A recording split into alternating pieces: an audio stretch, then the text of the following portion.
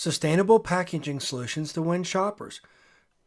Shoppers want to feel good about the products they purchase. They look beyond the four corners of the package. Today, what's inside your package is every bit as important as what the package is made of. I've had the privilege of working with literally hundreds of brands from pre-revenue all the way up to multi-billion-dollar companies. This is one of the biggest frustrations that they share with me. They go out of their way to make a product that's healthy, that's better for you, that addresses and even exceeds your nutritional goals. But because of the constraints today, they can't put it in a package that aligns with their personal mission. They go out of their way to put clean ingredients inside of their package, but then the packaging's not made of clean ingredients. Addressing this fundamental need is what this mini course is about.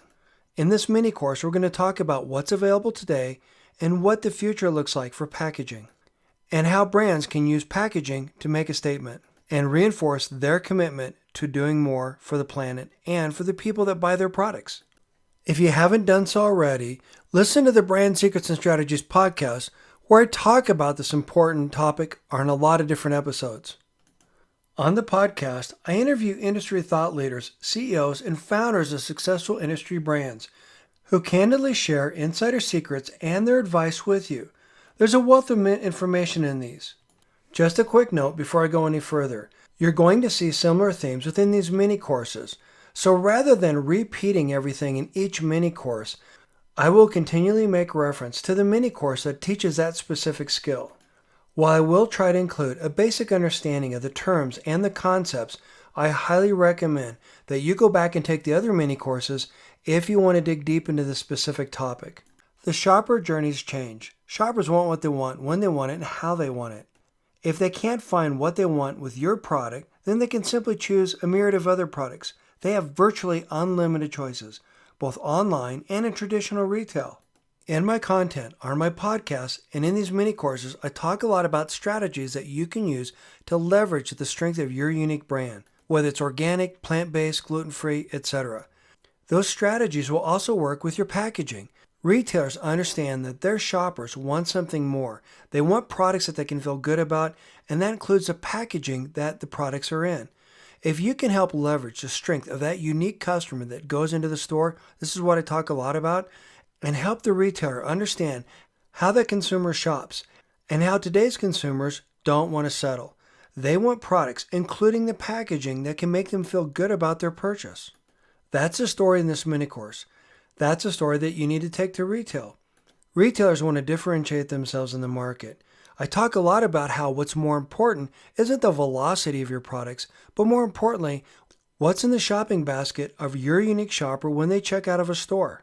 That includes the packaging the products are in and how they align with that shopper's core values.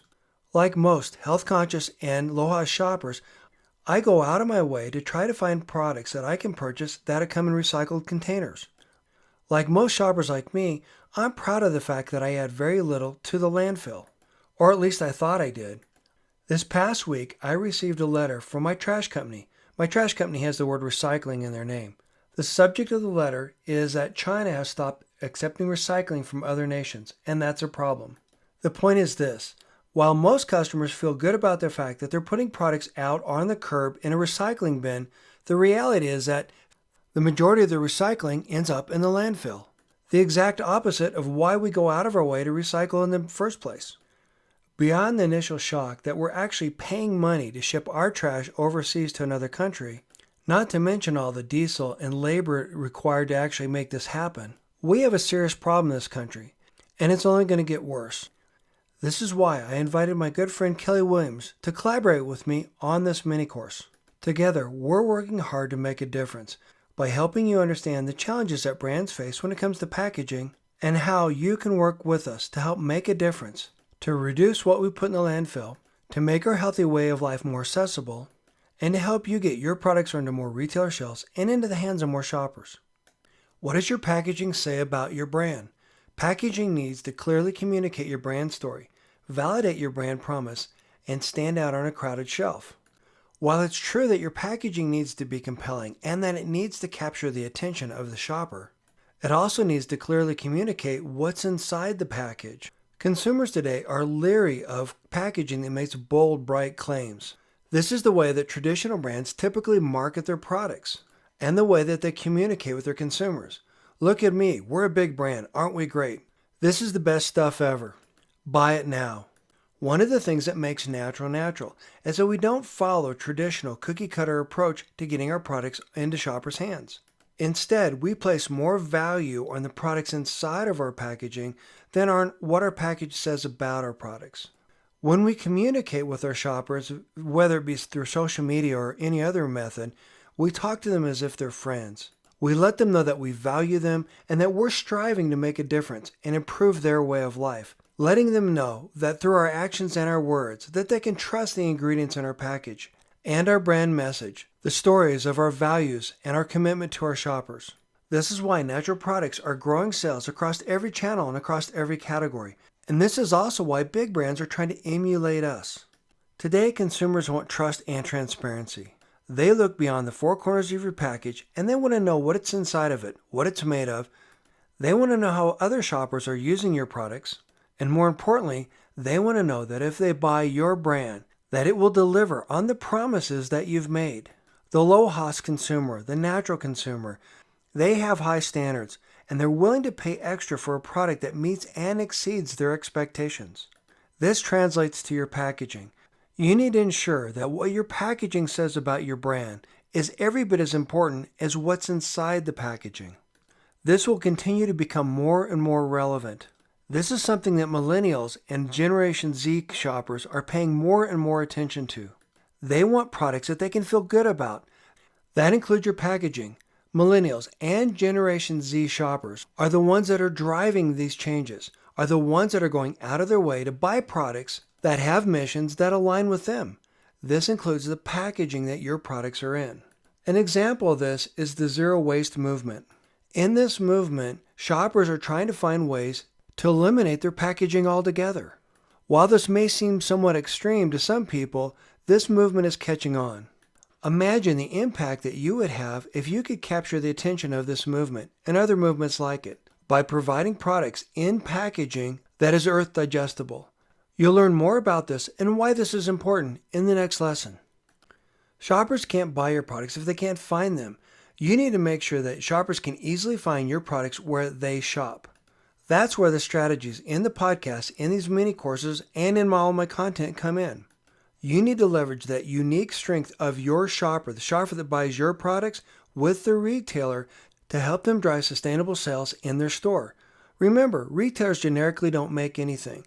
What they do is they sell real estate in the form of the space that your product takes up on their shelves. Retailers want two different things.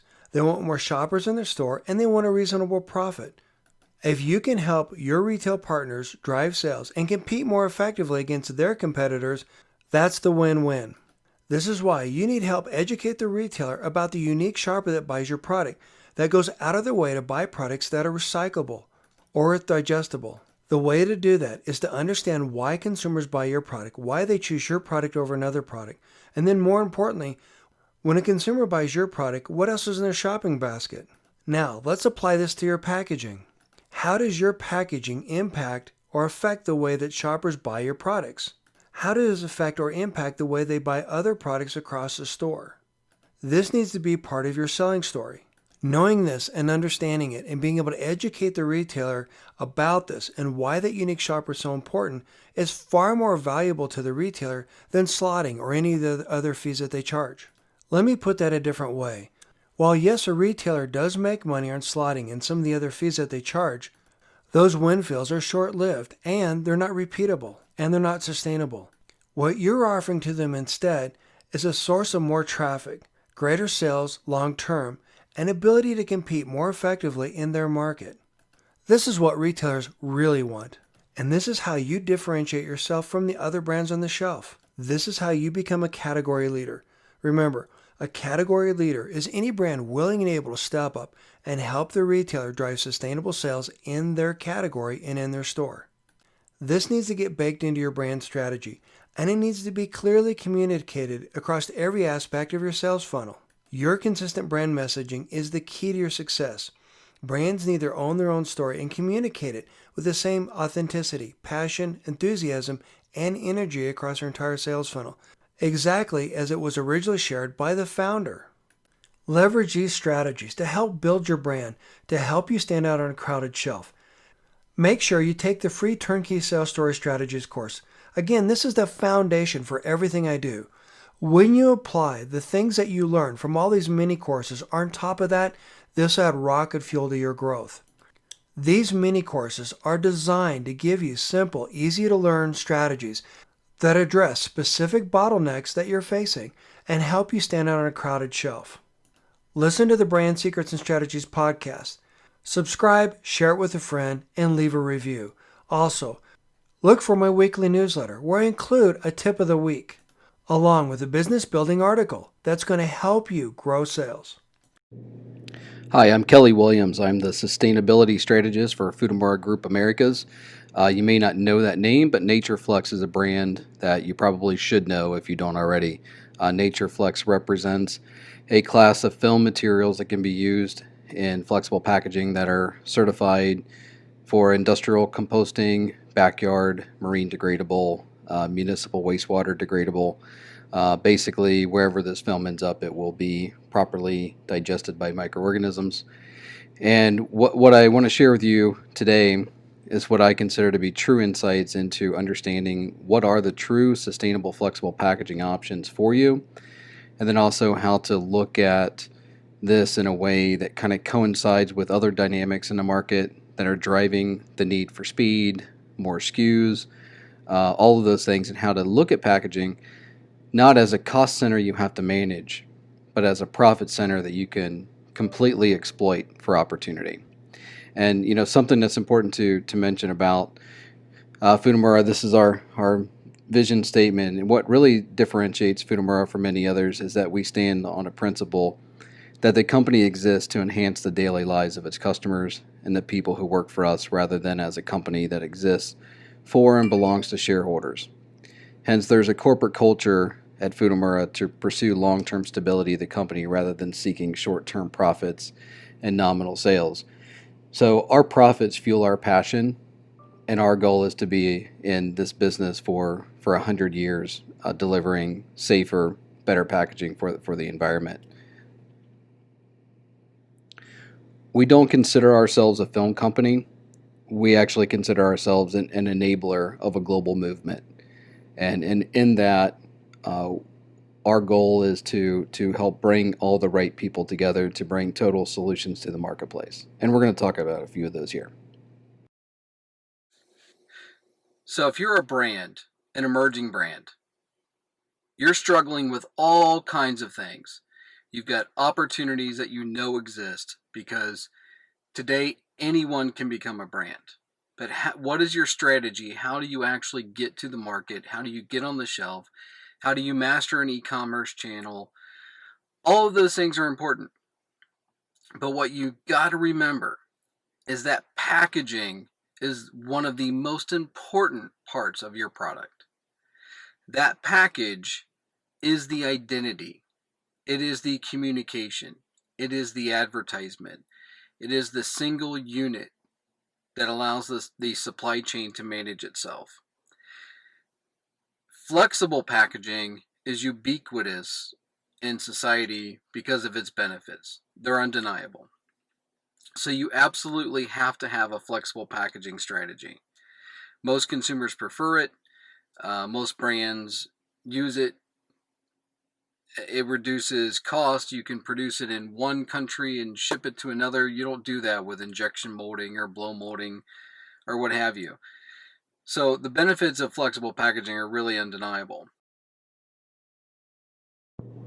So what is flexible packaging? Flexible packaging surrounds us, and we have been watching flexible packaging take over our store shelves for many years. And today it's the second largest packaging format. It's been growing well above GDP because it's just got these ubiquitous benefits that are not going to go away, because you can change the shape, the size, the format. So everything from your bag of chips to the little stick of powder that you tear open and pour into your water bottle, to the film that gets shrunk around your fresh or processed meats and cheeses, to that nice reclosable zipper with a window that you can see into it, or your coffee pouch. All of those things are flexible packaging. It's the lowest cost to produce.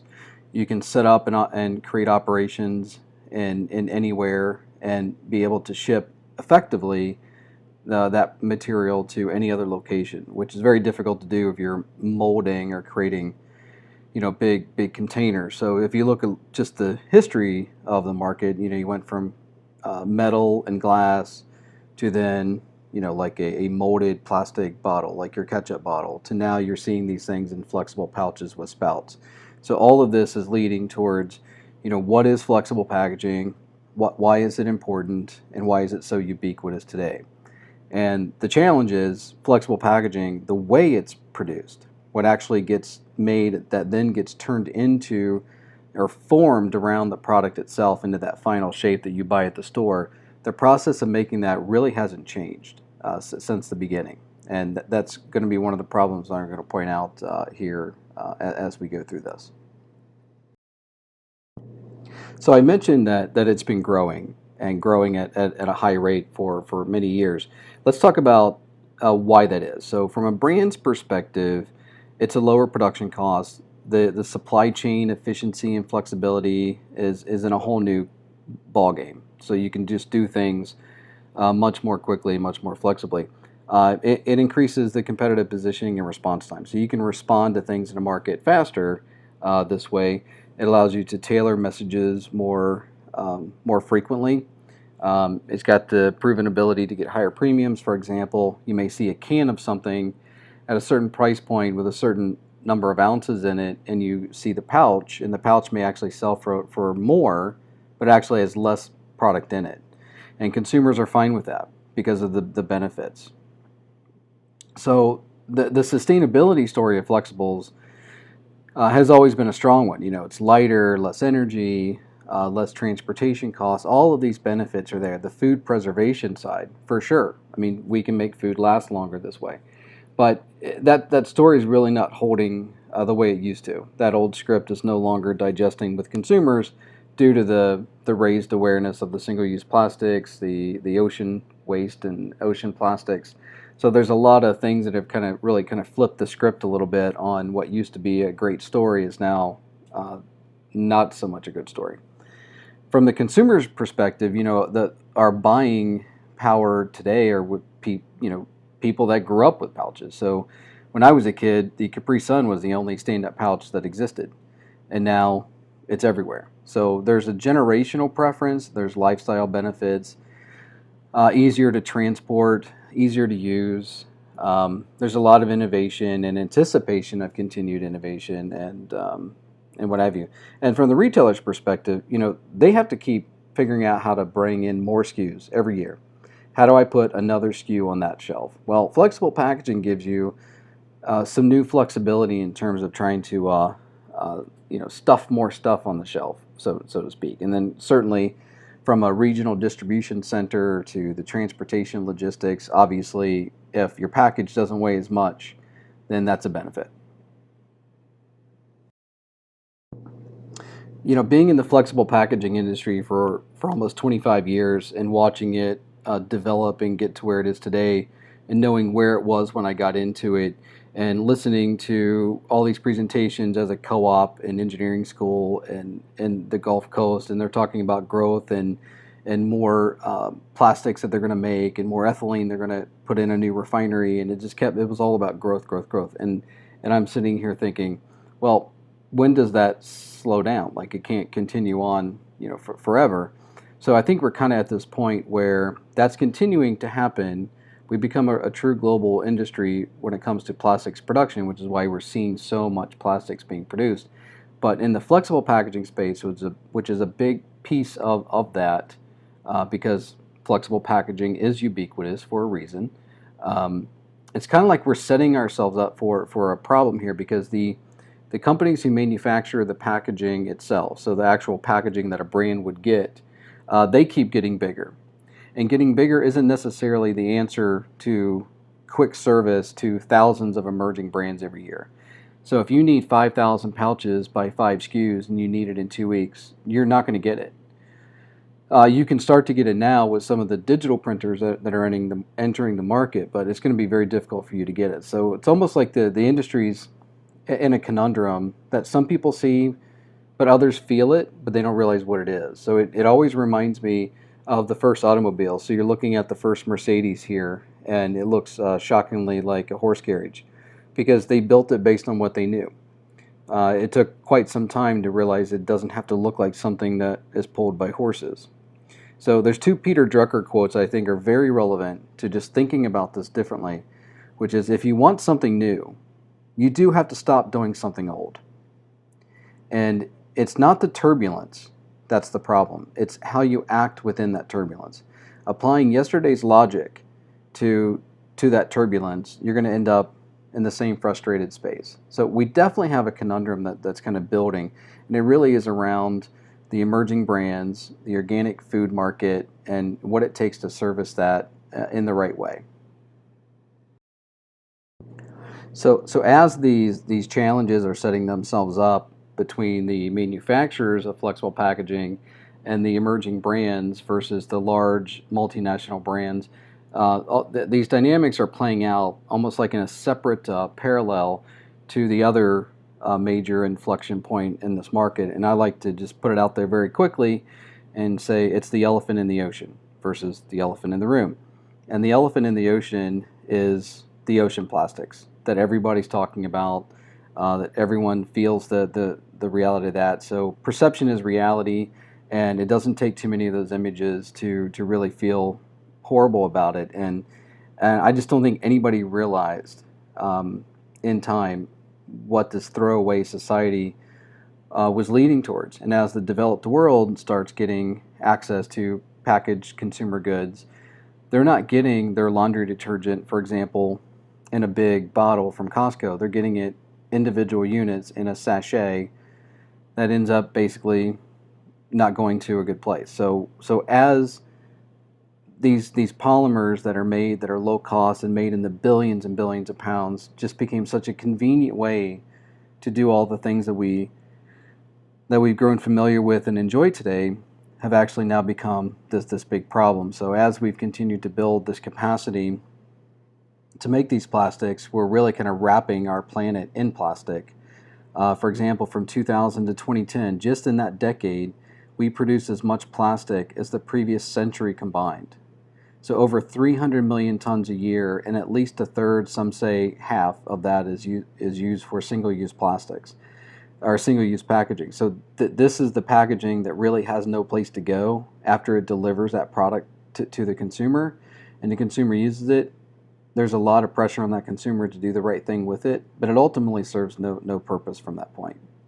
And then when it does get into the environment, it continues to break down into really small particles. I think about the as NASA and around the world, we track this space debris, space waste, basically. We're tracking 19,000 objects that have ended up becoming litter in space, and these pieces of litter, a centimeter in size, can literally blow through something like a bullet at those speeds, and only one item per day on average falls out of orbit. So that's where we've littered space, and there's a lot more. There's a greater sense of urgency to stop doing it. So don't plug the hole, or don't start scooping the water out of the boat basically until you've plugged the hole. And that's one where I think recognizing the hole is easier and there's more severity around it.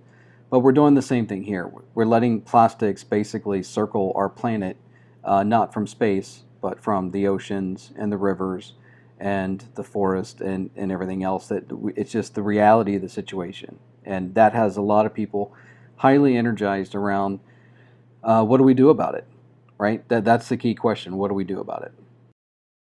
So everyone at the brand, retail, anyone that's consumer facing is dealing with this reality, and they're finally taking it very seriously. They know that there has to be some sort of sustainability position. There has to be some sort of pathway to navigate. And when you look at it, you just can't go away from flexible packaging because you just can't feed 9 billion people without it. The weight, logistics, food protection, all of those benefits are undeniable. However, if you poison the very soil for which you grow the food that you put in that package, or you grow the food that animals eat for which you process to put in that package, then it becomes impossible to continue. That is unsustainable. And now we have social media. So the feedback loop is a very powerful one. And I believe it's why everyone is really taking attention to this reality, because it doesn't take but a couple of Instagram photos and conversations on social media to change things. And I don't think anybody wants to find their logo being pulled out of a fish or a whale or around the neck of a sea turtle. So another way to look at it might be, these skeletons have been tucked in the closet for so long, they're starting to bust out of the closet. And now we've got real science and real data to support just how big of a problem this has become. And it's 8 million tons a year of plastics end up in the ocean. That's equivalent to one garbage truckload per minute. So I'm not even sure if you can create a line of garbage trucks that they could even dump it in one per minute. So it's an alarming amount of plastics. And by 2030, they're saying it'll be 2 truckloads. By 2050, it'll be 4. And that'll be the point for which there'll be more plastics in the ocean than fish. And that's a big problem. So we all know that the problem exists. One of the things I think that's adding a lot of pressure into the solution is the fact that now, a lot of the plastics that you put into your recycle bin aren't being recycled. They're being sent to China, and China is no longer taking the world's trash to reprocess. So there's really no place now to take it. But from a brand's perspective, no brand wants to see their logo being pulled out of a fish or a whale or floating in the ocean for someone to take a nice high quality picture of it. But at the same time, it's like the word sustainability seems to not have like a very clear meaning, or maybe it's just the sense that is it brands really trying to do the right thing for the planet, for their own children, or is it what do we need to do to continue in the business we're in and growing the way we need to grow and being as profitable as we want to be? So the question is sustainability starting to mean managing liability? And hopefully that's not the case, but I think it's something to point out and to think about, I guess, as different brands make their sustainability statements in terms of what they're going to do, which is a very important part that we're going to talk next. So whether you're a brand, a retailer, pretty much anybody today has to figure out what's their sustainability position. It's almost an expectation that everyone has to have one. So when you think about what is that for you as a brand, you have to figure out what that path is. And you really don't want to pick a path that you're going to turn around and change later. You want to pick a path that you're going to stay on and be on. And ultimately, nobody can predict where this is going to play out or how it's going to play out. To me personally, I think if we continue to poison the soil for which we grow the food that we process in the first place, we're going to get to a point to where packaging products the way we do today and to make them available to 9 billion people is going to be inhibited, jeopardized, or severely limited.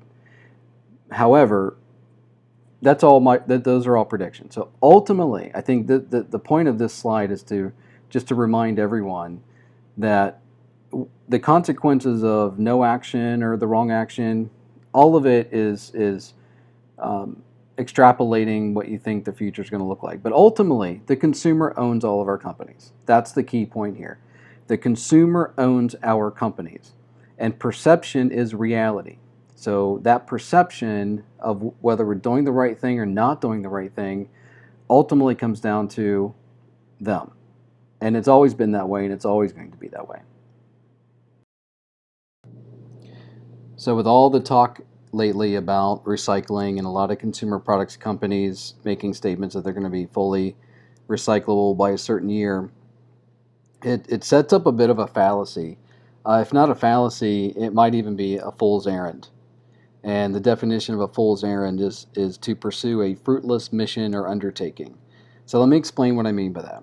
So if you look at the details more closely, you might agree that it's not really recycling, it's refurbishing. Or maybe we can create a new term called refurbling. but it's definitely not a circular economy. So you're not going to just take all of this packaging and put it right back into packaging. It's going to spiral down.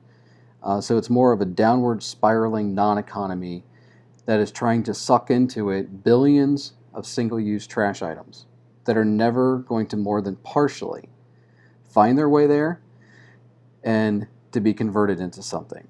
And as they don't get pulled into that siphon, they're going to continue to exist in the environment and become tiny little particles that do things that we're still trying to understand. So I think calling it recycling in and of itself is misleading, but it's also not necessarily a circular economy. It is a repurposing economy. So where does packaging go that feeds 9 billion people every day? So if we want to make all of that packaging recyclable, let's also talk about what makes it recyclable, or at least from the industry standard. So there's a material called high density polyethylene. You would be familiar with this from like your milk jug containers or your detergent bottles or your fabric softener bottles. Those are it's a plastic that has there is some amount of that does get collected, cleaned, ground up, and repelletized that can go into other uses.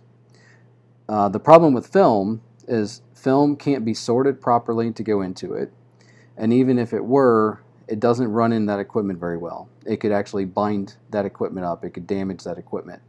So just because we've made it materially compatible doesn't mean it's actually practically compatible. So that's another, I guess, confusing part of making recyclable, flexible packaging is the fact that it really doesn't it's a square peg into a round hole. The other problem with it is it's just not dense enough. So if you hold a handful, like as many granola bar wrappers as you can hold in one hand versus a detergent bottle from Costco or Sam's you can hold in one hand, there's a big difference. So flexible packaging is light, it's fluffy, it can go airborne, it can blow away. So any type of packaging material that can blow away, it needs to be engineered to safely go away if it does. And that does not involve asking humans to change their behavior, which recycling does, or store take back does, or TerraCycle does. Expect some, maybe not a change in human behavior, but certainly a mass accommodation of human behavior to do it. And to think that a beef jerky package could ever be turned into another beef jerky package, it's just never going to happen. It's just not. So it's going to end up in either IKEA furniture or dog frisbees. And I love dogs and I love IKEA's furniture, but I just don't believe there's enough of those markets to consume the amount of packaging that we're talking about to feed 9 billion people a day. So it reminds me of another Peter Drucker quote, which says, results are gained by exploiting opportunities, not by solving problems. And I just feel like we're trying to solve a problem with a preferred solution to solve it without really understanding the overall problem. And hopefully this helps you kind of see it maybe in a different light. Ultimately, flexible packaging should be earth digestible. So what do we mean by earth digestible? Earth digestible means that the packaging materials are designed to be consumed by microorganisms that are available in soil, in compost, in municipal wastewater systems, in rivers, and in the ocean. Eventually, this packaging will be digested by microorganisms. So if you're a brand and you have this decision to make, so you can have all of the same graphics, quality, fitment, sizes, barrier properties for shelf stability and shelf life protection of the product. You can have all of those things. So you can have packaging that lets you have your cake, but the earth can eat it too. Versus this recent story, which is a bag of Doritos from 1979 that washed up off the shore somewhere, and it looks really good. Looks like it can definitely withstand just about any conditions for more than 40 years. So if you're a brand and you're putting your products out in packaging, this is the kind of reality I think you need to be thinking about. So, what we ultimately need is flexible packaging. Undeniably, we have to have flexible packaging. But we need it such that it doesn't harm the source for what goes in it. But there's another conundrum that we're dealing with here, in that flexible packaging manufacturing is no longer in sync with the changes in the consumer market.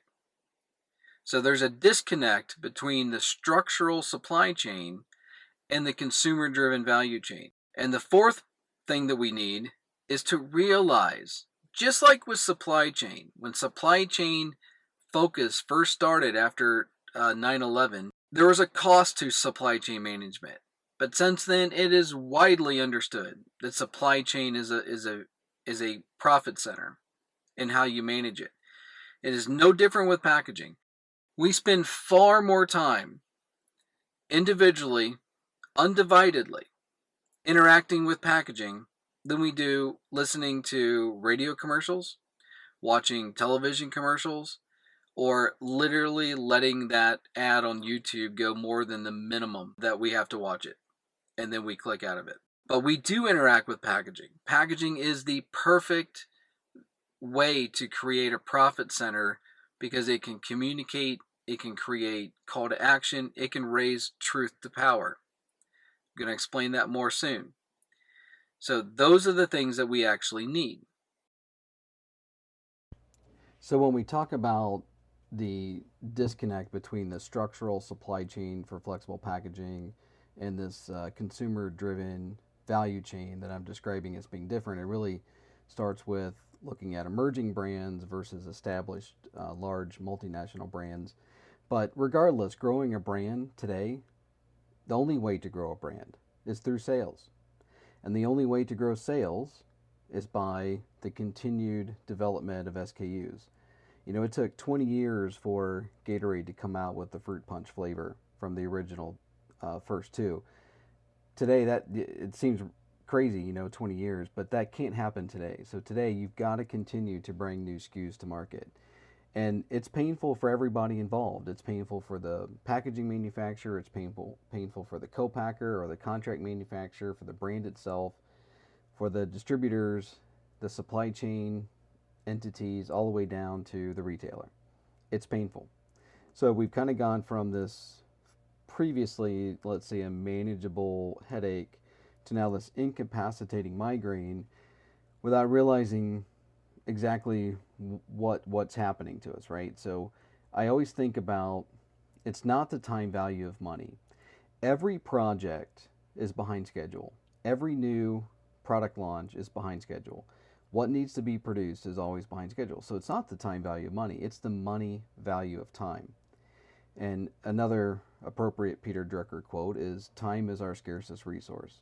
And unless we manage it, nothing else can be managed. And I really believe that's exactly where we are today, because we're just not taking advantage of the fact that packaging is the finite element that contains everything. It is the capture of everything from the idea, the vision, raising the capital, starting the brand, going through e-commerce channels to grow it, getting opportunities to put it on the shelf. None of that can happen without the appropriate strategy for packaging and how that kind of runs through and enables all of this to happen.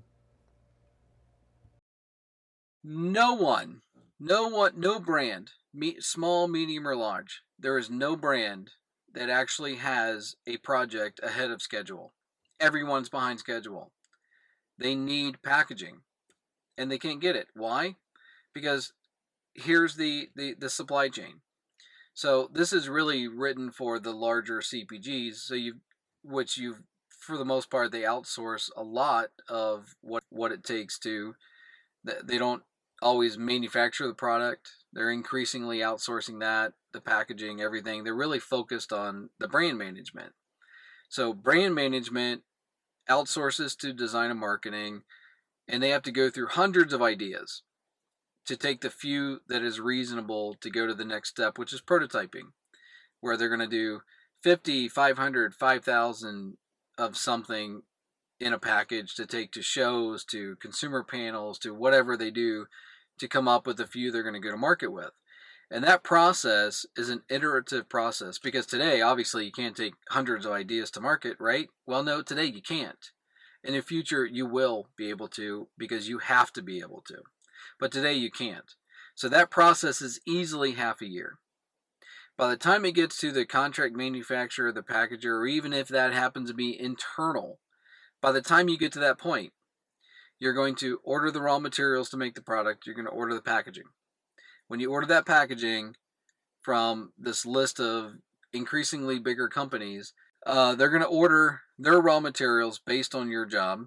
Even though they may print on polyester 80% of the time, they're going to order that polyester for that job of yours at the time that order is confirmed. So by the time they get the printing plates, the consumables, and everything they need and get it scheduled, by the time you get it, if you're lucky, 2 to 3 months. So by the time a company launches a new SKU, it's a year. And every CPG knows that they can at best launch 1 to 2 new products per category per year. And that, in and of itself, is unsustainable. That's a sustainability problem for sure. So let's dig into the supply chain a little bit further on the packaging side of it. So when flexible packaging first entered the market, it was the plastics industry that brought this to multinational brands or big brands. And at the time, there was really no other way to make it other than to place that printed image on the other side of a layer of clear plastic film and then glue it together with all the other functional layers. So you're basically custom building packaging every time you make it, even if you've printed that chip bag 10,000 times, you're still custom manufacturing it every time because you're starting with the imaging process. And so you start print, then you laminate or glue it together with another piece of film material, usually for barrier properties. Then you have to wait for that to happen. Then you generally will do that again to another material that actually seals the package. Wait again, slit. So this is a very complicated, lengthy, wasteful process. And it reminds me, to me, it's like the process that makes packaging is like we're in a modern world with all of the features of technology, yet we still have rotary phones, manual windows, and door locks in our cars. And it doesn't have to be that way, yet it still continues to be that way because that's the way it's always been done. So again, it's to do something new, you have to stop doing something old. And another appropriate Peter Drucker quote is, results are gained by exploiting opportunities, not by solving problems. And this is an opportunity to think differently about how packaging goes to market. One of the things that's causing this pressure, I like to talk in terms of pressure forces. So when you look at all packaged consumer goods, the whole space, and you look at what's actually driving these pressure points, just like mountains are formed by pressure, markets are changed by pressure. And what it comes down to is it's the organic food market. And it's like a tsunami. And the emerging the larger CPGs just cannot acquire these brands fast enough to stop the tsunami that's already happening. And there's a show called Natural Products Expo West that's every year in March, where you see it. The just hundreds of 100,000 people walking around all of these emerging brands. So anybody can become a brand. It's like watching an industry in deregulation.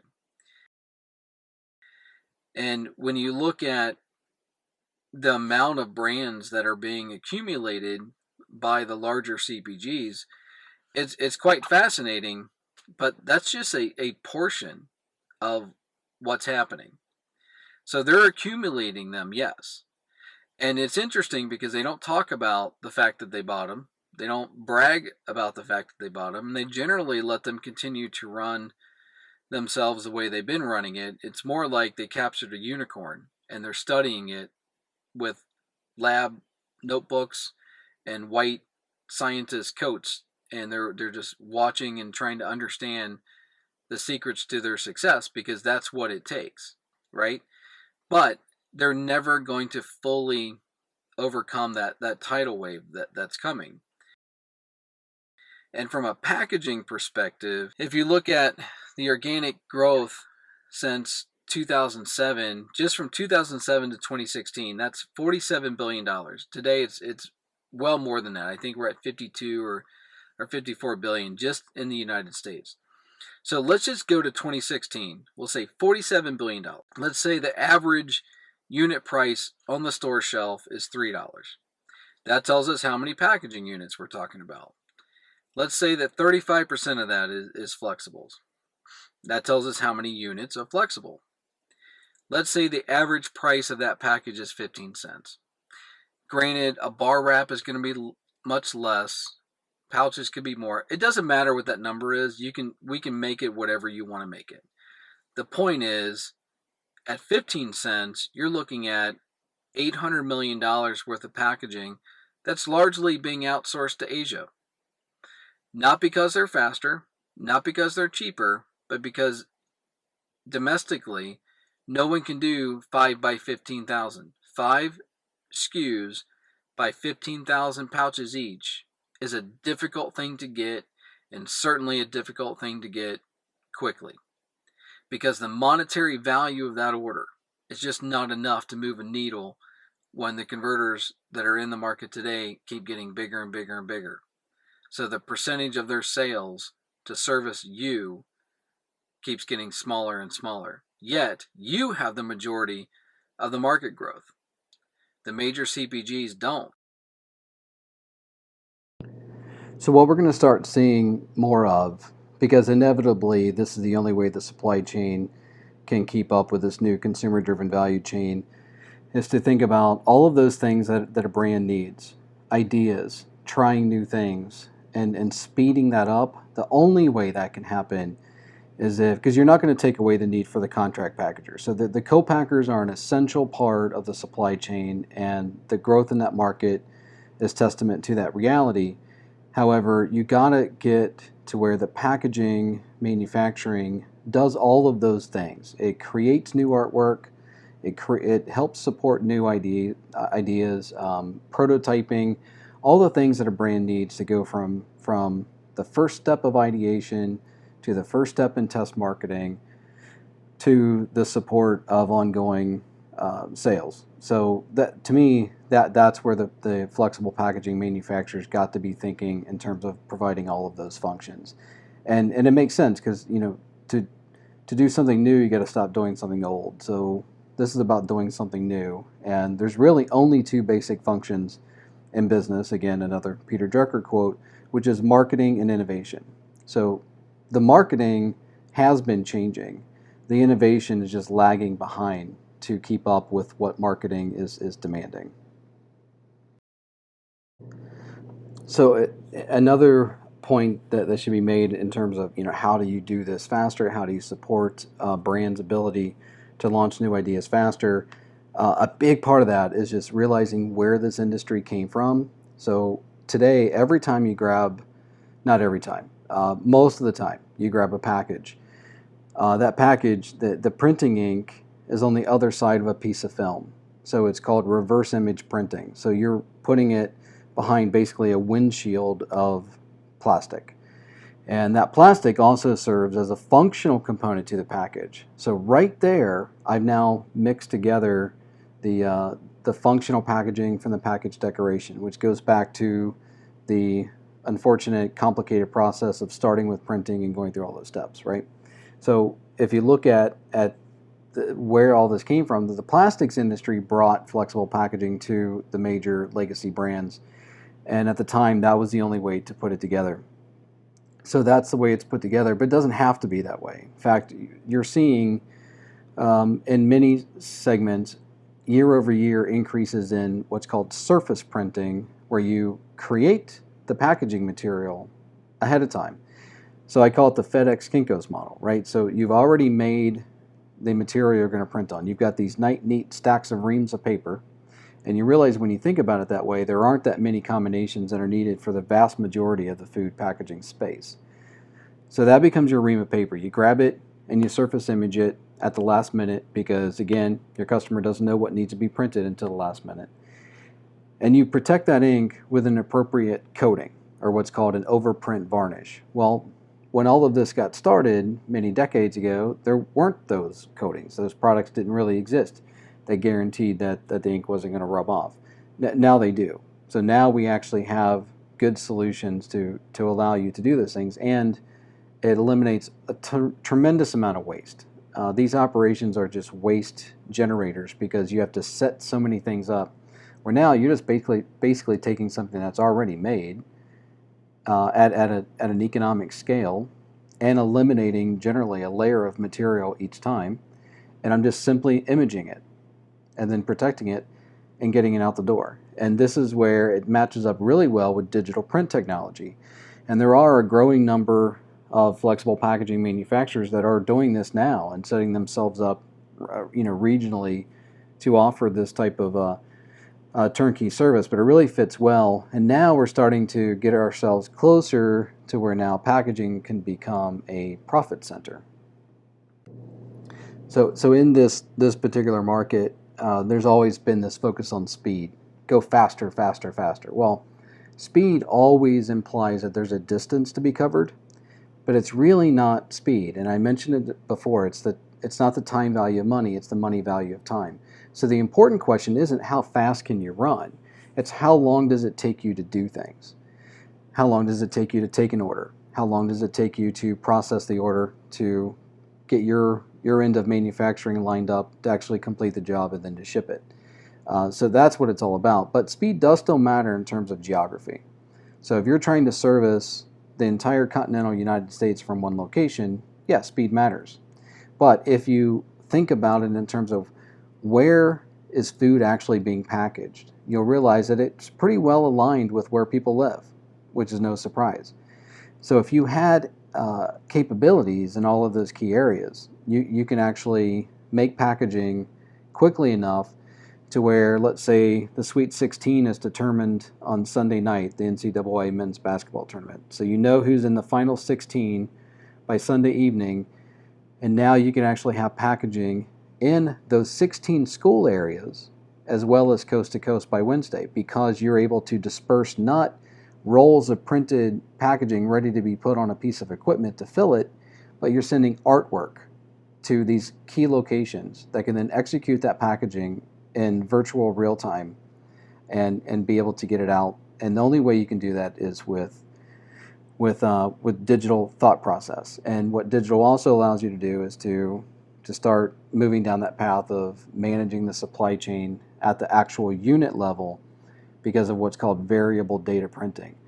So you can literally go to a point where every single package, and I'm going to mention this again because it's a very important one, but we got to start thinking that we're going to approach a time to where nothing is ever printed a second time.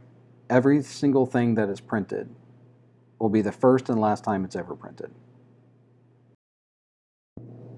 One of the important considerations of this whole space of natural, organic, non-GMO, fair trade, in that space, if you think about who needs packaging to be a profit center the most, I won't say the most, but clearly an identity within that space that does, is B Corps, benefit corporations. Interestingly, since 2010, there's been 7 times more ethical claims on packaging, which correlates to the first state to offer B Corps, which is Maryland. So these are brands that have a mission that they want to fulfill without realizing how much packaging can actually be a key part in them doing that. So if you want to know what a B Corp is, it stands for Benefit Corporation. And the definition of it is a benefit corporation status provides legal protection to balance financial and non-financial interests when making decisions, even in a sales scenario or as a publicly traded company. So what it does is it gives brands protection to continue to fulfill their social purpose no matter who owns them. So packaging, again, can be a key vehicle to continue to do that and to talk about it, to share it, to engage the people that believe in the same social purpose. And I have here the person, his name escapes me, who manages BlackRock, which is one of the largest private equity funds in America, who sent, I believe it was a year or two ago, sent an email or a memo to CEOs around the world and said, if you don't have a stated social purpose, we will not invest in you. Now, this particular person may or may not, I don't know him, care about that, but I believe what he's saying is that's a good investment. And since then, other financial institutions such as Merrill Lynch and others have come to the same conclusion that these are the companies that appear to be really good investments. So when they do become invested in, those entities no one's going to molest out of them what they stand for. So they can always use profits to fuel their passion. And that's a very important thing because that's what consumers want. That's where they build this energy around, but they're not taking advantage of the fact that packaging can help them do that. Brands with a social purpose resonate with consumers. And in thinking about that, it reminds me of a presentation from the Sustainable Food Summit 2 years ago, where they trademarked millennial mindset. And what they mean by that is they define a millennial as ages 16 to 65, which I agree with completely, because I'm not a millennial. I'm a Generation X, but I resonate with all of this that we tend to, attribute to millennials. No, millennial is a mindset. But what this person said is that there's 6 key principles or 6 key areas that a brand's got to think about. The first is social circle. You want to be talked about in a social circle. Like he used the example of Trader Joe's. Like people talking about their experience at Trader Joe's on a Saturday evening at a dinner party. Which is interesting because I have an Aldi near me. I normally have never been there, but for the last couple of years I have, and I find myself going there not only to get many things, but to get a few things. And it's interesting to be in line, which they're the fastest lines of any retailer that I've experienced anyway. But when you have the guy in front of me says, "I can't believe I'm in line to get 2 things," and I'm looking down, I'm like, "I can't believe I'm in line to get 3 things," but we were there doing it. That's social circle. You want to be talked about that way. The second is purpose. You have to have a purpose that you're like Tom's is an example. You buy a pair of Tom's, you know that they're going to donate a pair to someone in the world to have a pair of shoes. That's purpose. Accessibility. The example that he uses, Netflix. Like you can access Netflix anywhere. Flexible packaging is not exactly accessible. Trust. The example there would be Google.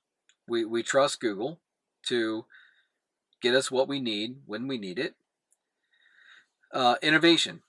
There we would say maybe Tesla, any company that you can think of that you would associate with consistent innovation, that's important. And then there's the self-experience, which would be Starbucks. We know that there's a reason people wait in line at the airports to get Starbucks.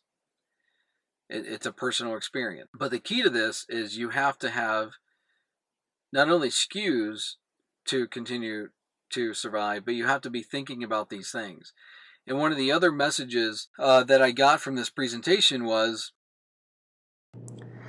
so if you look at how do we now take this, so we've got pre-made reams of paper, packaging materials for chips, for coffee, for tea, for whatever it is, those are there.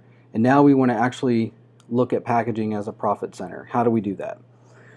Well, digital printing isn't really about putting the Green Bay Packers on a bag of tortilla chips. Even though that's cool and you can do that and you can do that anytime that you want, that's not really where digital changes things. Digital allows you to start managing the supply chain at the unit level. So every single bag, every single bar, every single pouch is uniquely scannable. And you don't even know what you're scanning, just it's scannable. And that becomes the tie point, because it really starts and stops with that unitized volume of a product. And because that package can be scannable, you can now tie in all of that information, like what materials went into it, where did it come from, where was it mixed, how did it, all of that information. So the track and traceability, somebody finds a shard of glass in their cereal, well, now you can pinpoint exactly what incident may have caused that. So you're not pulling out billions of dollars worth of the supply chain out of fear that you don't know exactly where the incident happened. So all of that is simply being able to tie it to the actual unit package. And that also allows the brand to not only have that information available, but now they get to interact with the consumer who bought their product in a way they've never been able to before. If somebody buys their product, they only know if they decide to follow them on social media. Otherwise, they have no direct one-to-one communication. If they have this ability, now the consumer scans the bag, scans the granola bar, and now even with technologies like, I've heard Sidekick is one, I'm sure there's more, but basically that message can be catered to that person instantly because it already knows their age, their gender, their ethnicity, where they live. They know all this information. It can really tailor to them. They may even have an idea of what their preferences are already. So you can start communicating with them. You can start inviting them to, decide on something for a social purpose, or to offer them an opportunity for coupons or discounts, maybe even to take challenges or whatever it is. It's endless. It's endless what you can do. And there's now technology in the digital inks that you can put infrared pigments into those inks. So now it can literally, you scan it, it goes to the cloud, and it can verify that it actually came from the manufacturer it was supposed to come to. So for anti-counterfeiting, it could do that. It can also just be as that somebody throws that pouch into a bin and it scans it, and it automatically knows that package. And so there's just so many ways that this technology can be used. Augmented reality. So if you've never heard of 19 Crimes Wine, it's pretty cool. So you download the app, and once you point it at the bottle, the criminal actually tells you their story. You can point your phone down the aisle and see what packaging is willing to talk to you. You can do things like shrink sleeves around bottles or any types of bags or pouches where literally every single one of them is visually different through software technology. So all these things are there that you can take advantage of, but if you don't take advantage of it, then it's a missed opportunity. So the key is to really think about how to incorporate packaging into your overall strategy.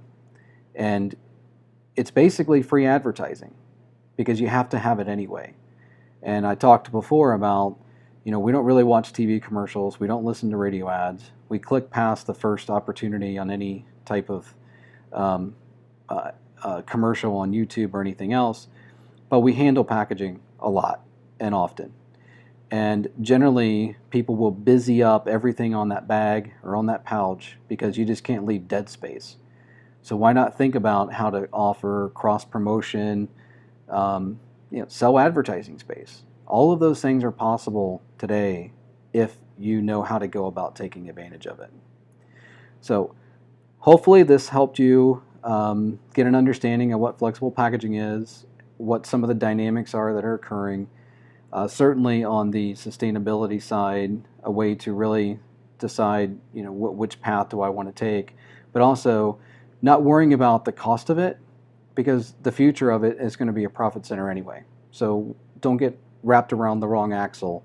What you should be doing is not trying to solve problems, but exploit opportunities. And that's what I try to lay out here for you today. And there'll be more courses coming with category management solutions. We'll put together some additional, maybe dive a little deeper into some of these topics, as well as some other things. So thank you.